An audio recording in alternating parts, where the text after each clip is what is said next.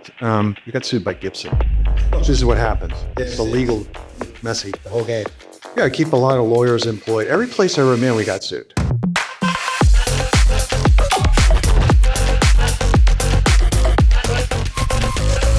Welcome to GenAI Talks.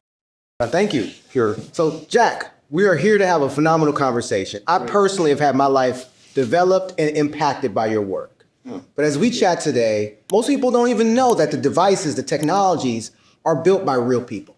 They are. So this conversation is meant to really open that up, give people a little bit of a window. Thank you. My name is Jack McCauley. I'm an inventor and engineer, and I spent 44 years working in entertainment, both feature films and video games, primarily video game stuff.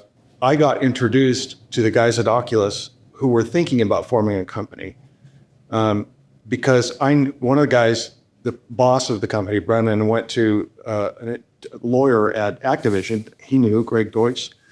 Went to talk to Greg Deutsch. Greg Deutsch was working in the IP department, legal department. He says, go talk to Jack. So that's how it went down. And they showed up. I had a studio. I've since sold it. They showed up and they had this thing in their hand, a black thing. And I look at that and I go, oh no, what is that thing? But I liked the guys. You know, I liked Brendan and some of the other people there. I really thought they were talented. Some talented people there. And so I just joined the company. I was co-founder. My job there consisted of building the headsets in China. Basically, I was in China doing it. And primarily the work was done there, the plastic injection molding and so forth. The ID, which is industrial design, the shape and the outlook, was done by a guy that I always use. And so that's kind of how it went down. But their office was in Southern California. I wasn't there much. I was in China doing the work. And we did a Kickstarter video, which was brilliant.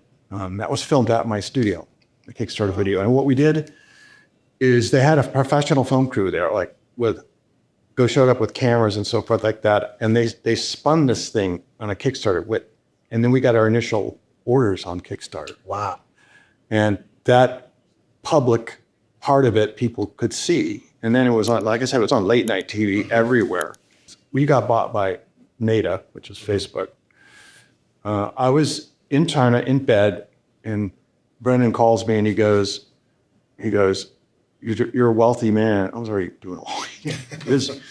You're wealthy. You're very wealthy, something of that nature. And so that's how I heard that we bought it. I had really not much to do with the business part of it. I wasn't doing that. I was doing the hardware stuff, right? Senior level guy, so. And then I found out, and then just a short time later, we got bought in 2014. We started the company in late 2011, really sort of 2012, early 2012. And in two years, we sold it. It's amazing. And that doesn't happen very often. I've spent hours and hours and hours playing these guys' words. Like, they have changed my life. So thank you. This is a surreal moment. Yeah, thanks. That original demo unit I saw was using the Guitar Freaks guitars. So my job was to design and build the plastic guitars and the drums for Guitar Hero. Now, I'm not taking full credit for it because it's a gigantic franchise. We sold 64 million units, which is unheard of hardware. Yeah. There were container ships full of plastic guitars coming across the ocean regularly. Wow. Yeah. What they do is you get the box and the DVD's not in the box. They had to take it to a separate company to put the DVD in the box. But we were paying $8 landed cost for those, $8 the guitar. That's pretty good. Mm-hmm. So that was my job, was to produce the hardware and the technical side of it. I didn't expect Guitar Hero to sell the numbers that they did, and I didn't really even know what the numbers were until later, but it was gigantic. Behind every innovation, behind every project, there's a person with no guarantee that things are going to work out, dedicating themselves at a level of dedication that's required. But really, when you think about the opportunity at hand, if you don't even try, you'll never get it. Mm-hmm. And so maybe brought people to some of that. What are those considerations and challenges? Maybe you would just use an example like Guitar Hero from a hardware perspective that you're managing when bringing a product to life. Well, I'll just stipulate that I did the programming on the drums. The rest of the stuff for the PlayStation, wireless PlayStation before it came from a PlayStation controller. Oh, really? That's what it was. It was a USB and then had a little Wi-Fi connection. So it was a Wi-Fi, but very close to that, to the controller. So we just bought that. The plastic and stuff like that, the team decided on the surfacing and shape. It can't look like a guitar like a Gibson or a Fender because we got sued. Yeah. We got sued by Gibson. This is what happens. It's illegal, messy. The whole game. You got to keep a lot of lawyers employed. Every place I ever been, we got sued. Every place I've ever worked has happened. It's part of the game, though, when you're working in that fringe level. Yeah, well, what they do is you get someone to make a claim against it, and then they try to get money. Where it comes That's to. part of it. Yeah. So I just wanted to give people that understanding and that concept of like, can you tell people like, what is that mindset like to really lock in? I'll tell you briefly. I was working on something, and then I got sued, and so I stopped working on it until we resolved the dispute. We had a startup company, and there were 6 people there, and they are all getting laid off because of the lawsuit. This is treacherous, but I would start working on that at 2:00 in the morning. I go to bed at like 6. I'm dead. I start working on it at 2:00 in the morning, and all the way till dinner. I never stop. And that's because I love doing it. I love it. And that's why I got good at it. It's not for everybody. My ex-wife said that. I never left my room sometimes, and that's true. And when I was working on Terminator 2, as I mentioned, I didn't really come home.